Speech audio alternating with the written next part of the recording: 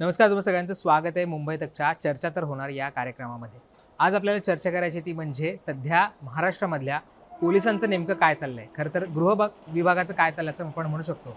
आणि याला कारण आहे ते म्हणजे गेल्या काही काळामध्ये जे काही गुन्हे घडलेले आहेत त्यामधले जे आरोपी आहेत ते मात्र फरार आहेत आणि ते आरोपी फरार असताना व्हिडिओ रिलीज करतायत, माध्यमांना मुलाखती देत आहेत. असं असताना माध्यमांना ते आरोपी सापडतात, त्यांचं लोकेशन कळतं आहे, ते व्हिडिओ रिलीज करू शकतात, मात्र ते पोलिसांना सापडू शकत नाहीयेत असा प्रश्न उपस्थित केला जातात. त्यामुळे पोलिसांना खरंच त्यांना पकडायचं आहे की ते सापडत नाहीयेत हा सगळा प्रश्न उपस्थित केला जातो. आता कुठले हे सगळी प्रकरण आहेत हे सुद्धा समजावून घेणं तितकंच महत्त्वाचं आहे. पहिलं प्रकरण म्हणजे गेल्या अनेक महिन्यांपासून महाराष्ट्रामध्ये ज्याचा सारखा उल्लेख होतोय, जे गाजतं आहे, ज्याची चर्चा होती ती म्हणजे संतोष देशमुख यांच्या हत्येचं प्रकरण. आणि या हत्या प्रकरणामधला जो प्रमुख आरोपी होता वाल्मिक कराड हा पोलिसांना अनेक दिवस सापडत नव्हता. अनेक पथकं त्याचा शोध घेत होती. अखेर तो पुण्यामध्ये पोलिसांना शरण आला, CIDला शरण आला. त्याआधी त्याने एक व्हिडिओ रिलीज केला होता आणि मी शरण येतोय असं तो म्हणाला होता. स्वतःच्या गाडीमधनं तो खरं तर CID ऑफिसमध्ये आला होता. दुसरीकडे आपण जर बघितलं, जे प्रशांत कोरटकर याने जे स्टेटमेंट केलं होतं शिवाजी महाराजांच्या संदर्भातलं, त्याच्यावरनं सुद्धा गुन्हा दाखल झालेला आहे आणि त्याचा सुद्धा शोध पोलिसांकडनं घेतला जातो आहे.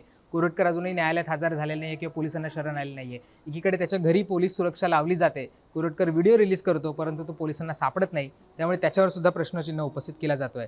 पुण्यामध्ये नुकताच जे घडलेलं प्रकरण त्याच्यामधला जो आरोपी आहे अहुजा, तो मुलगा सुद्धा पोलिसांना सापडत नव्हता. त्या मुलाने साताऱ्यामध्ये एका रिपोर्टरला मुलाखत दिली, त्याने स्वतः व्हिडिओ रिलीज केला आणि त्यानंतर तो एक प्रकारे त्याला अटक करण्यात आली, सरेंडर झाला असं आपण म्हणू शकतो. त्यामुळे पोलिसांना तो का सापडू शकला नाही सकाळपासून हा सुद्धा प्रश्न उपस्थित केला जातोय.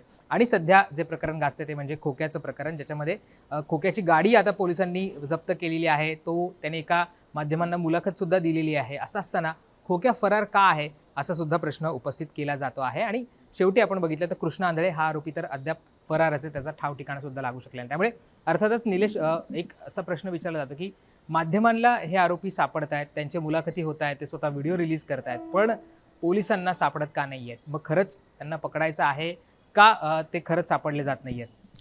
नक्कीच राहुल. आता कसं आहे बघ की आपल्याकडे ज्यावेळेस सुरेश धस चावडीवरती आले होते, जे की या संतोष देशमुख हत्या प्रकरणामध्ये खूप मोठ्या प्रमाणामध्ये त्यांनी रान पेटवलेलं आहे. आणि असं असताना ते ज्यावेळेस चावडीवरती आले, 2 वेळेस आले, त्यावेळेस त्यांना आपण गृह विभागाविषयी ज्यावेळेस प्रश्न विचारले, त्यांनी तो सोयीस्करपणे त्या प्रश्नाला कुठंतरी बगल दिल्याचं दिसून आलं. तर हेच चाललं हे प्रत्येक प्रकरणामध्ये गृह विभागाची जे आहे ते अपयश कुठंतरी दिसून येत आहे. आपण सुरुवातीपासून जर संतोष देशमुख हत्या प्रकरण बघितलं तर सुरुवातीपासून गृह विभागाचे लूपहोल्स या प्रकरणामध्ये सुद्धा दिसून आलेले आहेत.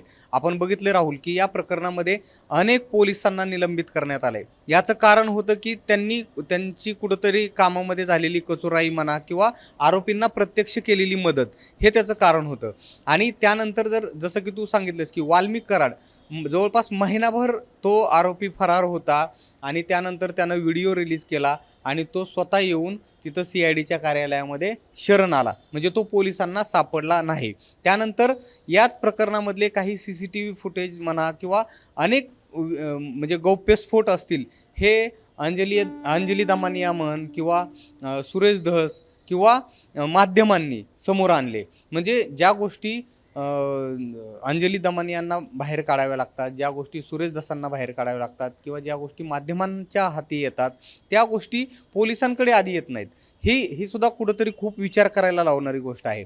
त्यानंतर आताचं जे गाजतंय प्रकरण ते खोक्याचं प्रकरण, त्याच्यामध्ये तर इतकं आश्चर्यचकित करणारी गोष्ट आहे राहुल की एका वृत्तवाहिनीला त्या खोकानं मुलाखत दिली आणि तो इतक्या आविर्भावामध्ये बोलतोय जसं काय तो म्हणजे अगदी समाजसुधारकच आहे आणि तो स्वतःला समाजसेवक म्हणूनही घेतोय त्याच्यामध्ये.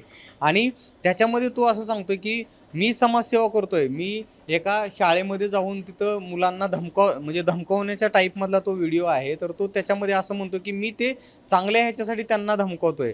म्हणजे कुठंतरी तो आपल्या याच्यामधनं असं सांगण्याचा प्रयत्न करतोय की बघा बीडचे पोलीस तिथं किती अपयशी आहेत, त्यामुळे मी ते काम करतोय जे काम पोलिसांनी करायला पाहिजे. आणि तो अजूनही सापडत नाहीये. आता त्यानं जामिनासाठी अर्ज केलेला आहे. म्हणजे हे कुठं ना कुठं जे आहे अपयश आहे. तू बाकीचीही 2-3 प्रकरणं सांगितलीस की कुठं ना कुठं हे गृह विभागाचं खूप मोठं अपयश आपल्याला म्हणावं लागेल की ज्या पद्धतीनं हे आरोपी असतील किंवा हे जे व्हिडिओ आधी समोर येतात किंवा आरोपी माध्यमांना सापडतात, मात्र पोलिसांच्या हाती ते लागत नाहीत. आणि यातला महत्त्वाचा भाग म्हणजे आपण प्रशांत कोरटकर यांच्या केसमध्ये बघितलं तर त्यांना एक वेळ मिळाला, टाइम स्पॅन मिळाला की तुम्ही कोर्टामध्ये जाऊ शकता, तुमच्या अटकपूर्व जामीन घेऊ शकता. अर्थात त्यांनी पहिल्यांदा त्यांना कोल्हापूर कोर्टाने अटकपूर्व जामीन दिला, फक्त त्यांना पोलीस स्टेशनमध्ये हजर राहायचे आदेश दिले, ते सुद्धा त्यांनी केले नाही. त्यांनी पोलिसांना मदत केली नाही. म्हणून आता राज्य सरकार हे सत्र न्यायालयात गेलं, उच्च न्यायालयात गेलं आणि तिथनं आता त्याच्या संदर्भातली सुनावणी झाली. अर्थात उच्च न्यायालयाने सुद्धा हे सगळं प्रकरण ते पुन्हा सत्र न्यायालयाकडे पाठवल्याने आता त्याच्यावर काय सुनावणी होते हे पाहावं लागेल. त्यामुळे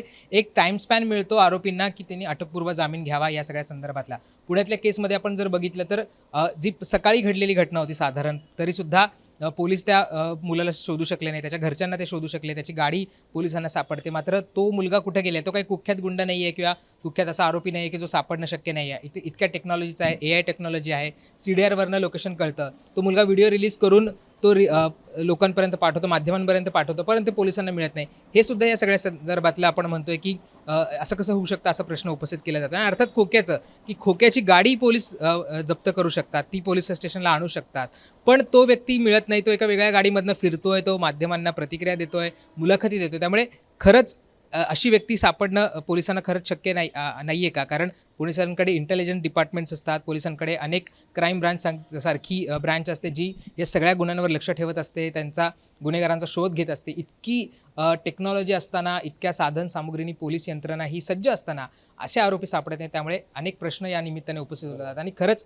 मग हे व्यवस्थेमधले दोष आहेत की हे आरोपी तितके निष्णात आहेत की ते पळून जाऊ शकतील, असा प्रश्न या सगळ्यातनं निर्माण होतो. निश्चितपणानं राहुल, ही खूप विचार करायला लावणारी गोष्ट आहे. आता याच्यात सगळ्यात महत्त्वाचं काय आहे बघ, की ही जी सगळी प्रकरणं सांगितली याच्यामधल्या बहुतांश प्रकरणामध्ये राजकीय वरदहस्त ही सगळ्यात जमेची आणि मोठी बाजू आहे. आपण जर बघितलं वाल्मिक कराडचं प्रकरण समोर आल्यापासूनच धनंजय मुंडे यांच्यावरती आरोप होऊ लागले आणि धनंजय मुंडे यांच्याशी वाल्मिक कराडची कशी जवळीक आहे या संदर्भातले वेगवेगळे पुरावे समोर आले आणि ते स्वतः धनंजय मुंडेंनी सुद्धा मान्य केले. त्यामुळं वाल्मिक कराडवरती थेट राजकीय वरदहस्त कोणाचा होता तर धनंजय मुंडेंचा होता. आणि त्यामुळं कुठंतरी वाल्मिक कराड 1 महिनाचा कालावधी असेल तेवढा कालावधी तो गायब राहू शकला किंवा त्याला त्या गोष्टी माहिती होऊ शकल्या आणि मग तो पद्धतशीरपणे स्वतःचा व्हिडिओ रिलीज करून त्यानंतर आपल्या सोयीप्रमाणे तो CIDच्या कार्यालयामध्ये येऊन शरण झाला. त्यानंतर प्रशांत कोरटकरांची केस जशी समोर आली, त्यानं इंद्रजित सावंतांना धमकी दिली. त्यानंतर त्यानं छत्रपती शिवाजी महाराजांच्या विषयी जे उद्गार काढले त्यावरून जे रान पेटलं, त्यानंतर हा मुद्दा विधानसभेमध्ये सुद्धा उचलला गेला. अधिवेशनामध्ये या मुद्द्यांवरून चर्चा झाली. कुठं ना कुठं प्रशांत कोरटकर आणि देवेंद्र फडणवीसांची जवळीक असल्याचे आरोप काही नेत्यांनी केले. त्याचे फोटोग्राफ्स समोर आले, त्याचे व्हिडिओज समोर आले, त्याची लाईफस्टाईल समोर आली. मग त्यानंतर जो हा खोक्याचं प्रकरण आहे, खोक्याच्या प्रकरणामध्ये सुद्धा थेट सुरेश दसांनी सुद्धा म्हणजे ती गोष्ट मान्य केली आणि त्याचे सुरेश दसांसोबतची जवळीक असणारे फोटोग्राफ्स असतील किंवा सुरेश दसांविषयीचं त्याची भाषणं असतील ती व्हायरल झाली. म्हणजे कुठं ना कुठं राजकीय वरदहस्ताची ही जी कनेक्शन आहे हे खूप याच्यामध्ये मॅटर करतं.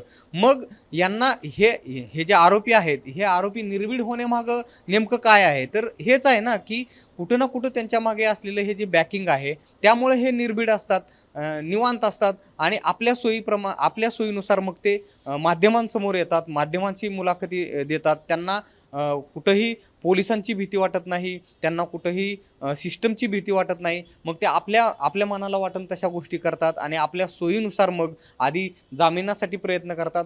जामीन झाला तर ठीक, नाही झाला तर मग माध्यमांच्या समोर या, मुलाखत द्या, आम्ही कसे चुकीचे आहोत ते सांगा आणि मग आपल्याला वाटेल जामीन मंजूर झाला तर ओकेच, नाही मंजूर झाला तर मग आपल्याला जसं वाटेल त्या सोयीनं मग शरण या किंवा कुठं जाऊन अटक व्हा, अशा पद्धतीचं कामं करतात. आणि याच्या मागं सगळ्यात महत्त्वाचं मला वाटतं ते आहे ते राजकीय वरदहस्त.